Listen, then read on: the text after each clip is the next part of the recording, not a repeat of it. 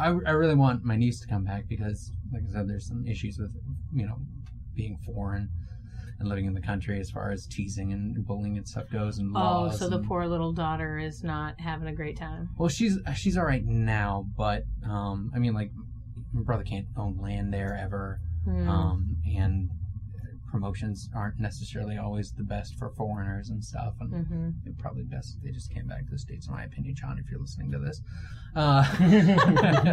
There are a lot of tech jobs here in Austin. There are. I'm just saying, it's a really nice place. Everyone's very progressive. So, you and your Japanese wife will be welcomed right in. Absolutely. So many fun people. Yeah, and then we won't have to wait a couple of years to see them because it's, expensive. I don't know if you guys know that. It is expensive to go to Japan. I didn't know that, but I would have assumed. Yeah. I would have assumed. It's the only thing keeping me getting there. Don't you worry. I don't know, that was always a place I wanted to go. Oh, definitely. Yeah, go if you can. It's great. Yeah. It's so funny. Please do go wherever you can because white men can go wherever they need to. I feel like you do it for right now because eventually you won't be able to. Not everywhere. I'm just saying. I'm just saying. I heard somewhere. Everybody's gonna think I'm trying to bang their daughter or their wife or their sister. That was the attitude. To be fair, yeah, I constantly am. You're right, but I don't need everybody treating me like that off the cuff. Okay, all right. I don't you can give me the benefit of the doubt. There's a whole swath. There's a whole area of the world that I just it's inadvisable for me to visit. Oh yeah, that kind of thing. Because they're in war currently. Yeah. Not only wars, but also my lady parts are a hot commodity. Oh, okay. Yeah. They either want to sell it or kill me for it. Yeah. Or both. Yeah, both. Kill you, then sell it, It's pretty easy to do it that way. Yeah, I suppose. I'm just saying, I'm never going to go to Australia. Visit wherever you're going to go. That entire continent is not for me. I'm never going to go. Oh, I'd like to go. Stay near the water. Yeah, just don't go inland. Yeah. I'm just going to get a bunch of acid and then take the plane because I feel like that'd be super fun. That'd be the best. Yeah. Yeah. Be the only way to do it. I'm just not tough enough for Australia, I think. I'm good with, Holland. I'll go to Holland. Europe? Yeah, I'll be Europe. A badass. Holland is nice. Yeah. No, especially since they, had the union and now they don't have their union or whatever. It's fine. I'll go visit. I guess. So I grew up in Germany for 6 years. So I got to do a bunch of that. That was amazing. Really? How old? So I was, pre-K to what was that, second, third grade, I think. Did you retain any of the Deutsch you learned? Not really. Yeah. I can maybe say blue and left and right. Very helpful word. Is it blau? Yeah. Yeah. Okay. Links, right. Links, right. Yeah. But you were on a army base, yeah? Air Force, yeah. Air Force base. Yeah, Dad's Air Force. He retired 24 years. It's an interesting story. I love getting older and hearing more of my parents and family members' lives. Yeah. And just how he was enlisted and then left for a while. And then I think he used his GI Bill to go to college and then ended up becoming an officer and doing that for a while. Which is honestly the military was a greatly appreciated thing for my brothers and I because my dad was able to retire from that and still and that was able to help us with education and things, so but man, it could be tough. So, where in Germany? We did Ramstein and Wiesbaden. So Ramstein was that was during the Gulf War #1. Ooh. My dad was underground for 6 months during that war. Interesting. A nice little bomb shelter thing. I think it was war planning. I don't really know. When you were talking about the that video game with the bomb earlier, I was like, guys, they're outsourcing the army. That's what it is. Yeah, they're actually doing that in real life. It's legitimately a real place, and there's a guy, and you're helping him because he can't look up he can't read the shit. Yeah. He's in the middle of a dark. That's just gosh darn it, what's that book? Where the video game they're playing is real life. They're actually Ender's Game. Ender's Game, yeah. Yeah, or it's a version Last of Starfighter. Yeah. That's kind of a Last Star. Yeah, but that was more of a. They brought him on life. board. Yeah. I bet you could read any number of sci-fi novels at this point that would just describe today. It'd be and then they put on their headsets and spoke to one another. Yeah, Philip K. Dick. That guy knew exactly where we were going. I don't know if you guys... He gets it. He totally gets it. That's why he killed Time himself. traveling. Ooh, here we go. I was like, let's wrap it up with this one. Talking about time traveling. If you could do anything, like, just quickly around the table, if you do anything, like, with time travel, like, what would be your first thing that you would go do? Like, are you a Kill Hitler type? Are you a, like, I want to see Jesus type? What, if you could travel anywhere, would you go to your own future and see, like, how you end? Or, you know, like, if you could time travel, what would you do? I mean, here's the issue is, if I build a time machine, it's just going to land me in space somewhere where Earth isn't anymore. Unless you measure where the Earth will be. And it's impossible. Because you have no... You know where it was, though. You could go back in time. Oh, I see what you're saying. It's not impossible to know where it was. There's no exact location. Yeah, there's no point of reference. Like, there's no global point of reference. Well, you know that the Earth space rotates is infinite, in a certain like pattern. But relative to what, though? So the sun? Because no. Going. So we're moving around something else. Yeah. We're moving around something else. All that thing could be technically moving somewhere else too. Okay, but all right. So say time travel. Say it exists. Are you interested in affecting history, or are you interested in your own life, or what? Yeah, you could have a TARDIS. Let's say you have a TARDIS. Let's say I have a magical thing that just works. Right. Yeah, I'm. He's like, I've seen Doctor Who. That doesn't always work. I'm probably a future guy.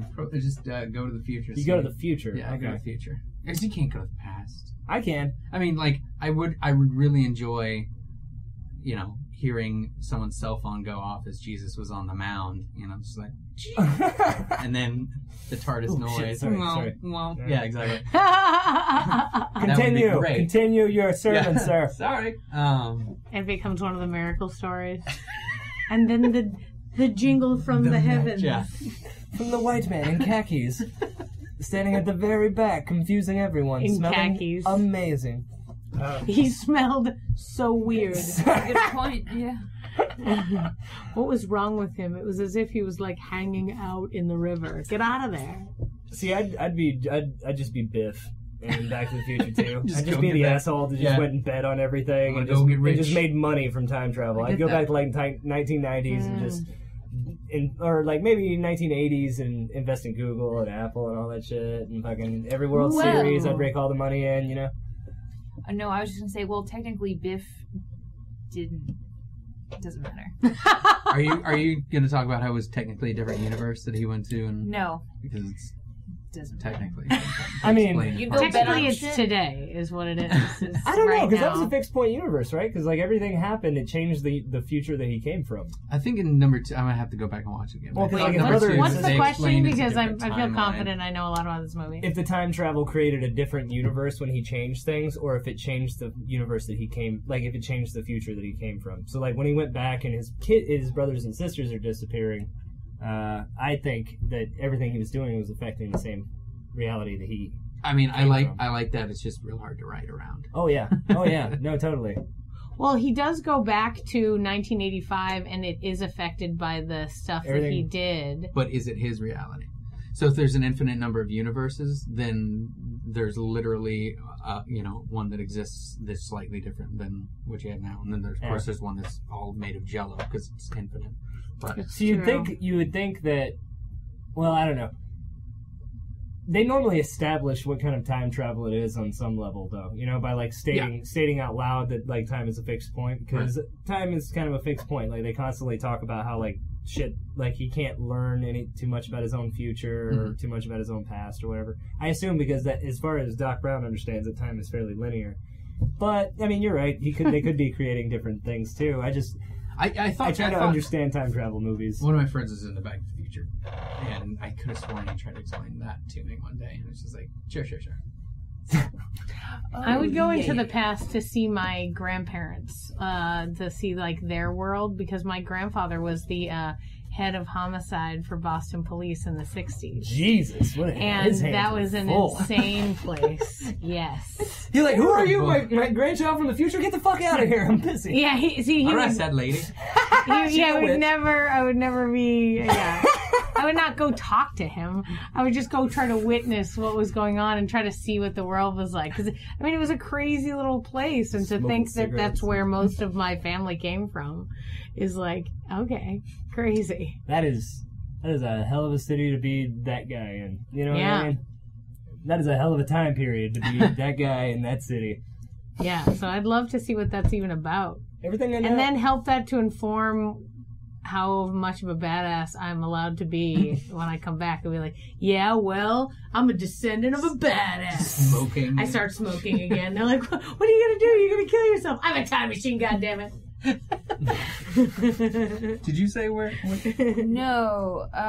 She got caught in the Back to the Future paradox. No, I was thinking about, because you're talking about times and the infinite universes, and there was this movie that came out a few years ago called Coherence, where they kind of talk about that, and it's Xander from Buffy.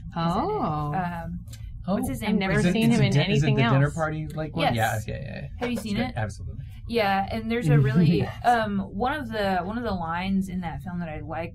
Oh wait, I don't want to tell you. I won't tell you guys because I don't want to ruin it for you if you ever see it. But you enjoy it. Yeah, I mean, I really liked the concept. The execution was okay, but I mean, I think they did pretty well. On a scale from 1 to 10, I'd give that movie like a 7. Not great.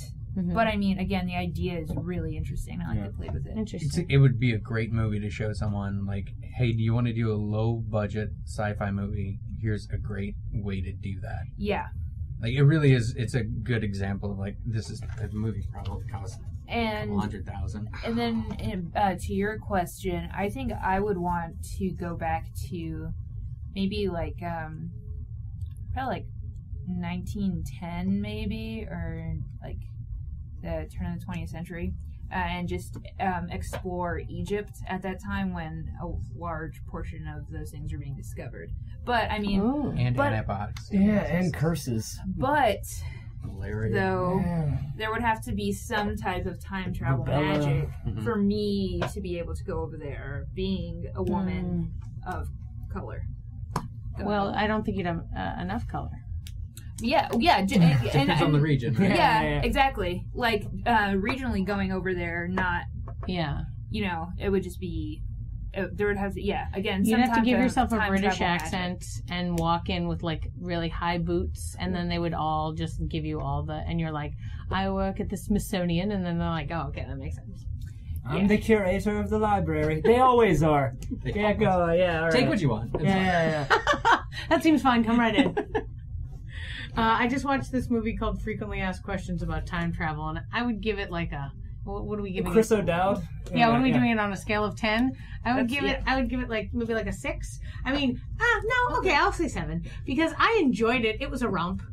But at the same time, where I enjoyed the path that it went. I enjoyed how it moved around, how all the characters interacted, and they end up like bumping into themselves a bunch, which is really entertaining. Right. And I was like, time travel. There's another crazy movie though, and it kills me. Is it the Spanish or French one? I can't remember. Oh, God. There's a foreign movie. I was like, I hate myself to even. I'm trying to think of what it is. There's this other movie about time travel where these guys make this time machine in their garage. Prime. Yes. It's Prime, I think. And then their bodies get weird. I don't. In the garage. They're in the garage, and it's in like a. They get inside this like little cardboard box, right? And then they move. They try to like they can't travel that far or something like that. It's a great movie. Yeah. I mean, it's weird as crap, and it's one of those where I'm like, yeah, you can make this in your garage. I know you said it was about time travel, but I still thought about Be Kind, Rewind. You know what? That's a fun movie. It is a fun movie. Just because is it the cardboard? Well, I think the cardboard is what reminded me of it, and like how how like extravagant like the concept is like of time travel, but like you can only move like so much, like you can only move like 5 minutes in the future or something like that. And so, like Be Kind Rewind, like they did all of, like they redid all of these movies, but like super low budget, and they're a little bit different. But yeah, I guess that's, I don't know, I just thought about that. Am I the only one that has a recurring dream that they're a time traveler that can't prove to people they're a time traveler?